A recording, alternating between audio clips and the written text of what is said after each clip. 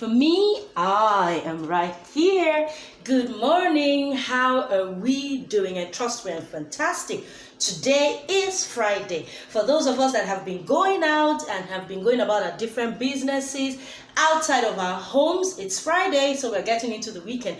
You can rest, and I hope we've remembered to practice all precautionary measures, social distancing, face mask, hand gloves, and we're staying safe for ourselves and every single person around us. Okay, so today we go straight into what we have today. Today it's Friday, so on Fridays we just ask. So we answer questions, or I answer questions that parents have had over the week, or some questions that have been troubling or boggling the minds of our dear parents.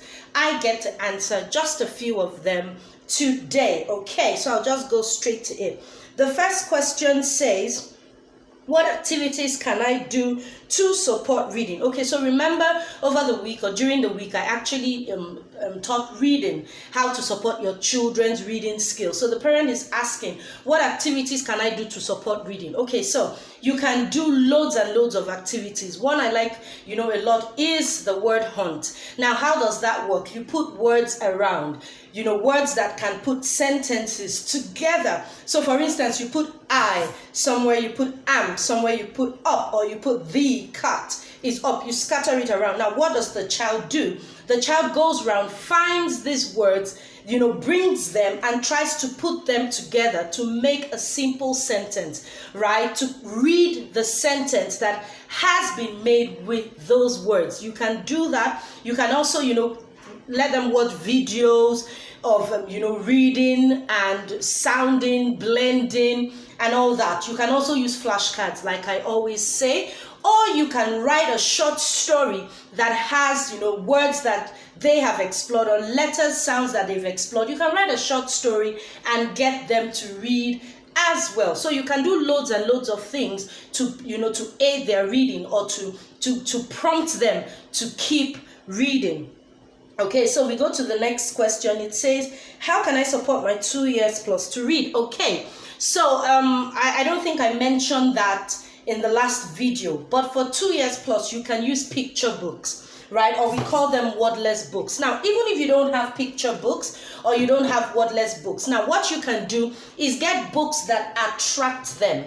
Books that that they would enjoy reading. So you can get them, and what do? You tell them to look at the pictures and tell you what is going on, right? Because wordless or picture books is basically what happens. They just look at the books and they try to tell you what the story or what the book is about. So for younger children, you can use picture books or wordless books, or you can even use books you have, but they don't have to read the words. They just have to look at the pictures and try to tell you what the pictures are about, or what the book itself is about. So you can do that to support your 2-year-old or even younger children.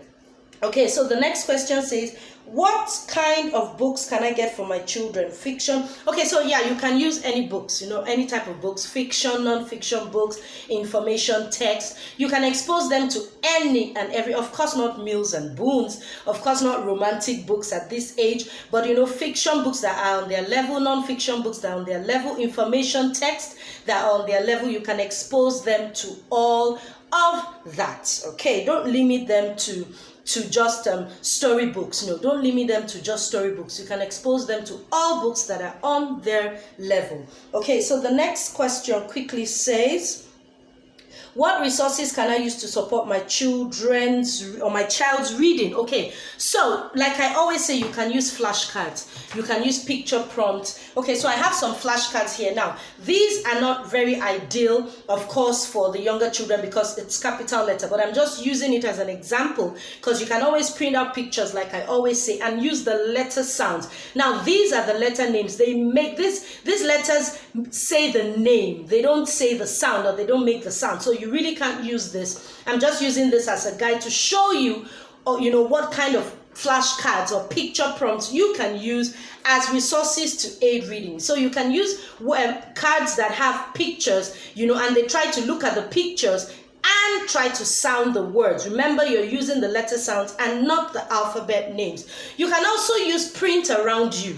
right? You can get the children to try to read prints everywhere. Now, you can use whatever, like I said in the last video, to aid reading. You can use whatever it is around you. So you can use prints on papers, prints on magazines, prints on, labels, prints on their toys, on their books. You can use any and everything. The whole idea is for them to try to blend the word and read it together. That's the whole idea. Try to use the sounds to read. So whatever it is that they can lay their hands on to try to aid reading is perfect. Okay, so we go to the last question, and this mom was really concerned.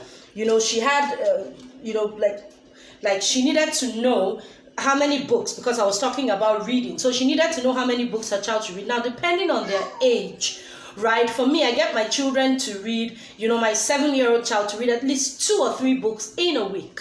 Now, the whole idea is not just to read the book, it's to read the book and be able to, talk about the book to some extent. So depending on how old the child is, you can do 1 book a week, or you can do 2 books a week, or you can do 3 books a week. But they must be exposed to reading, no matter how short or no matter how little the time is. They must be exposed to reading. Okay, so I hope this video, I don't want to take a lot of your time today because it's Friday. So I hope this video has helped answer loads of questions, that have been boggling your minds, even as parents or as educators, to know how to support children in reading. So till I see you next time, have an amazing weekend.